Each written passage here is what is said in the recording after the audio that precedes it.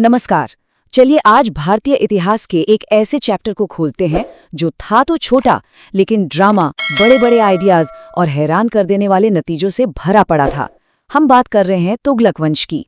ये कहानी है तीन बिल्कुल अलग अलग मिजाज के सुल्तानों की, जिन्होंने सल्तनत का नक्शा और उसकी किस्मत हमेशा के लिए बदल दी। सोचिए, सिर्फ 78 साल, इतने कम वक्त में एक सल्तनत कैसे बनी, अपनी बुलंदी पर पहुंची और फिर बिखर भी गई। ये पूरी कहानी इस टाइमलाइन में छिपी है। देखिए, 1320 में शुरुआत होती है, 1325 में कहानी में एक ट्विस्ट आता है, 1351 में चीजों को संभालने की कोशिश होती है और 1398 आते आते सब खत्म। ये कहानी है एक फाउंडर की, एक कह सकते हैं कंट्रोवर्शियल इनोवेटर की और एक सुधारक की। चलिए सफर के हर पड़ाव को थोड़ा और करीब से समझते हैं। तो कहानी की शुरुआत होती है इसके फाउंडर से, गियासुद्दीन तुगलक।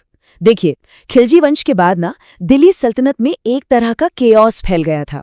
ऐसे में गियासुद्दीन, जो एक तजुर्बेकार जनरल था, सामने आया और उसने न सिर्फ इस अफरा तफरी को खत्म किया, बल्कि सल्तनत को एक मजबूत, एक नई बुनियाद दी। और देखिए, गियासुद्दीन का फोकस सिर्फ गद्दी पर बैठना नहीं था। वो जानता था कि सल्तनत को मजबूत बनाना है।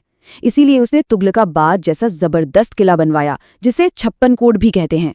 और उससे भी बड़ी बात, उसने सिंचाई के लिए नहरें बनवानी शुरू की।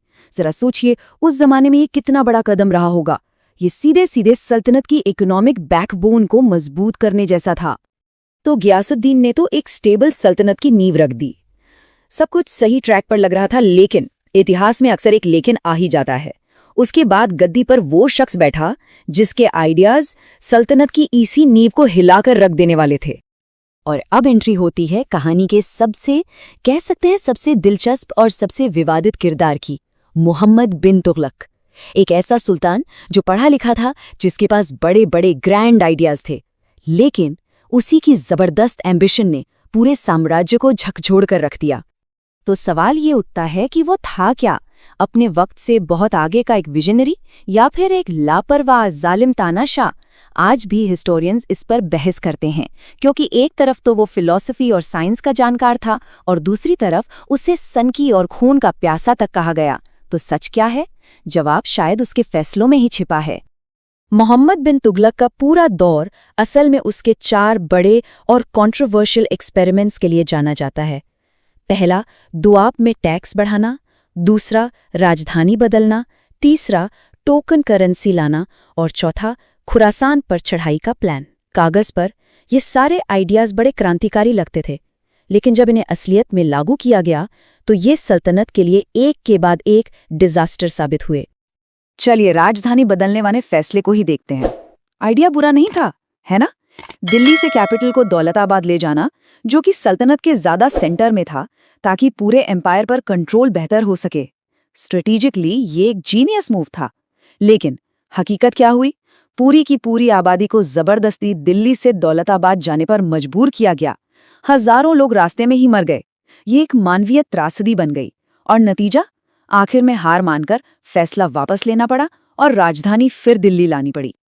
अब आते हैं टोकन करेंसी पर। ये आइडिया तो अपने वक्त से सदियों आगे का था। मतलब कांसे यानी ब्रॉन्ज के सिक्के चलाए जाएं और उनकी वैल्यू चांदी के सिक्कों यानी टंका के बराबर मान ली जाए। बिल्कुल वैसे ही जैसे आज हम कागज के नोट इस्तेमाल करते हैं, जिनकी अपनी कोई कीमत नहीं होती, पर सरकार की गारंटी पर उनकी वैल्यू होती है। 14वीं सदी में ऐसा सोचना ही अपने आप में एक क्रांति थी।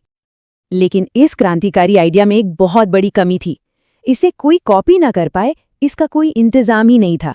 और फिर वही हुआ जिसका डर था। इतिहासकार जियाउद्दीन बर्नी लिखते हैं कि हर हिंदू का घर टकसाल बन गया था। मतलब लोगों ने अपने अपने घरों में ही नकली सिक्के बनाने शुरू कर दिए। बाजार में इतने नकली सिक्के आ गए कि पूरी की पूरी इकोनॉमी ही ढह गई।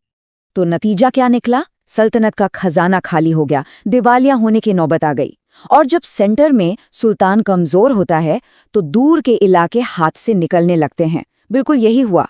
दक्षिण में विजयनगर जैसे ताकतवर राज्य उभरे और उन्होंने खुद को दिल्ली से आजाद घोषित कर दिया।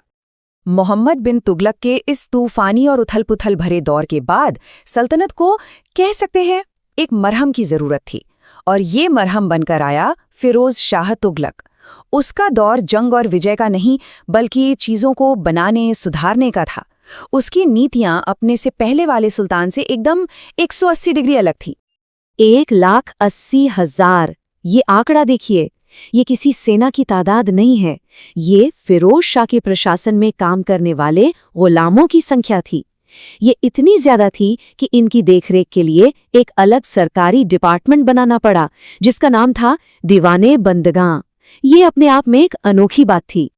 फिरोज शाह को इतिहास में एक बिल्डर के तौर पर याद किया जाता है, और क्यों नहीं, उसने 300 नए शहर बसाए, जिनमें हिसार और जौनपुर जैसे शहर शामिल हैं। सिंचाई के लिए 5 बड़ी बड़ी नहरें बनवाईं, विधवाओं और अनाथों की मदद के लिए दीवान खैरात नाम का डिपार्टमेंट बनाया। उसने अपनी आत्मकथा फुतुहात फिरोज शाही भी लिखी। उसका मकसद साफ था, सल्तनत के जख्मों पर मरहम लगाना। लेकिन उसके शासन का एक और पहलू भी था, जजिया, यानी वो टैक्स जो गैर मुस्लिमों पर लगाया जाता था। फिरोज शाह वो पहला सुल्तान था जिसने ब्राह्मणों पर भी ये टैक्स लगाया। ये उसकी धार्मिक नीति का एक अहम हिस्सा था। मगर इतने सारे अच्छे कामों के बीच फिरोज शाह ने एक ऐसी गलती की जो आगे चलकर बहुत भारी पड़ी। उसने मिलिट्री और एडमिनिस्ट्रेशन में पदों को वंशानुगत बना दिया, यानी अब काबिलियत की जगह बाप के बाद बेटा ही उस पद पर बैठेगा। इस एक फैसले ने धीरे धीरे सल्तनत की जड़ों को खोखला करना शुरू कर दिया। और फिरोज शाह की मौत के बाद वही हुआ जिसका डर था। वो जो सिस्टम उसने बनाया था वो ताश के पत्तों की तरह बिखरने लगा। क्योंकि पद अब खानदानी हो गए थे, तो जो अमीर और गवर्नर थे वो बहुत ज्यादा ताकतवर हो गए। दिल्ली में बैठे सुल्तान का कंट्रोल कमजोर पड़ गया और पतन की शुरुआत हो चुकी थी। और फिर इस कमजोर हो चुकी सल्तनत पर वो आखिरी और सबसे भयानक चोट पड़ी जिसने तुगलक वंश की कहानी को हमेशा के लिए खत्म कर दिया। साल था 1398। तुर्क मंगोल हमलावर तैमूर ने दिल्ली पर हमला किया। ये सिर्फ एक हमला नहीं था, ये एक कत्लेआम था जिसने दिल्ली को पूरी तरह बर्बाद कर दिया और तुगलक सल्तनत का नामो निशान मिटा दिया। तो तुगलक वंश की ये कहानी खत्म होती है, पर एक सवाल पीछे छोड़ जाती है, खास तौर पे मोहम्मद बिन तुगलक को लेकर।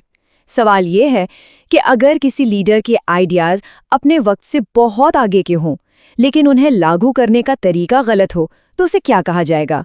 एक फेलियर या एक ऐसा विजनरी जिससे दुनिया समझ ही नहीं पाई? इसका जवाब शायद एक ही नहीं है। सोचने वाली बात है ना?